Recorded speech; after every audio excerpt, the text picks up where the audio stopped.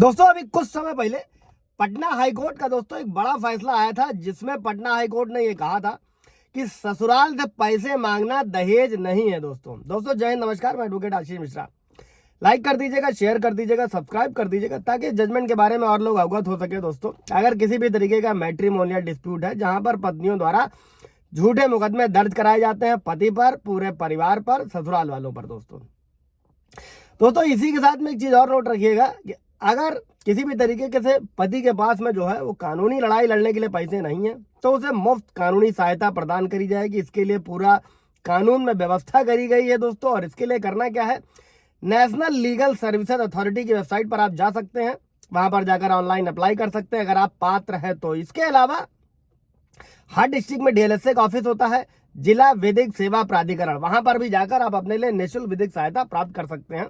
और अगर किसी भी तरीके की विधिक सहायता, विधिक ज्ञान चाहते हैं तो भी वहां से प्रोवाइड कराया जाता है अगर आप पात्र हैं तो। कोई सवाल जवाब होगा इससे रिलेटेड तो कमेंट में पूछ लीजिएगा दोस्तों। और ये जो सहायता है ये डिस्ट्रिक्ट लेवल पर, हाईकोर्ट लेवल पर, सुप्रीम कोर्ट लेवल पर, हर जगह पर हर तरीके से सेवा जो है वो मुहैया कराई जाती है। अभी समझते हैं दोस्तों कि केस क्या था इस जजमेंट की तरफ। दोस्तों पैसे की मांग और प्रताड़ित करने का जो है पत्नी ने आरोप लगाया था। और आरोप दरअसल पत्नी ने पति पर आरोप यह लगाया था कि बेटी के जन्म के 3 साल बाद जो है पति जो है वो लड़की की देखभाल यानी बेटी की और भरण पोषण के लिए उसके पिता से 10,000 रुपए की मांग करी। और साथ में ही ये भी आरोप लगाया गया कि मांग पूरी नहीं करने पर प्रताड़ित किया जाने लगा। हालांकि दोस्तों कोर्ट ने 10,000 रुपए की मांग पर जो है कोई ठोस एविडेंस, साक्ष्य, क्योंकि इल्जाम लगाना एक अलग चीज है और एविडेंस के बिहाफ पे ही कोर्ट चलते हैं दोस्तों।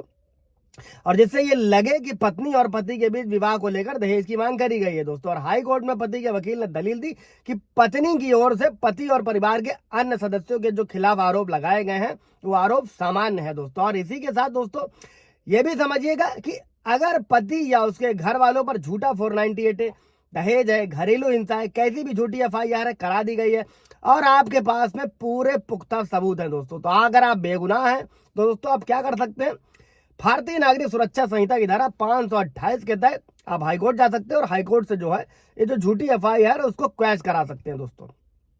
और अभी इसी मामले में दोस्तों पटना हाईकोर्ट में आईपीसी की धारा 498 है, दहेज धारा 4 के तहत जो है जो अमूमन महिलाओं द्वारा लगाया जाता है, ट्रायल कोर्ट से जो है जो सजा मिली थी उसको चुनौती दी गई थी दोस्तों। और इसी पूरे मामले में पटना हाईकोर्ट ने कहा कि आईपीसी की धारा 498 के तहत जो है दोस्तों दहेज की जो परिभाषा के दायरे में नहीं है। और ऐसे में निचली अदालत ने जो फैसला किया था एज यूजुअल जो वो लोग कर दिया करते हैं उसे रद्द कर दिया गया। और ट्रायल कोर्ट की ओर से पति पारित जो आदेश था और सजा के आदेश को भी रद्द कर दिया गया। और पटना हाईकोर्ट ने क्या कहा है कि अगर पति अपने नवजात बच्चे के पालन पोषण भरण पोषण के लिए ससुराल से यानी कि पत्नी के घर से पैसे की मांग करता है तो ऐसी मांग दहेज की परिभाषा के दायरे में नहीं आती है दोस्तों। और ऐसा हाईकोर्ट ने एक पति की ओर से जो रिवाइज पिटीशन दायर करी गई थी उसी की सुनवाई करते हुए आदेश जारी किया था दोस्तों। यह है पूरा जजमेंट दोस्तों। होता क्या है, कई सारे व्यूवर्स के सवाल रहते हैं, उनका कहना रहता है कि सर सालों साल मुकदमा चल रहा है। अगर आपका भी कोई केस है तो 5 साल 10 साल 8 साल खींच रहा है, आप हाईकोर्ट आइए, रिट लगाइए, डायरेक्शन लीजिए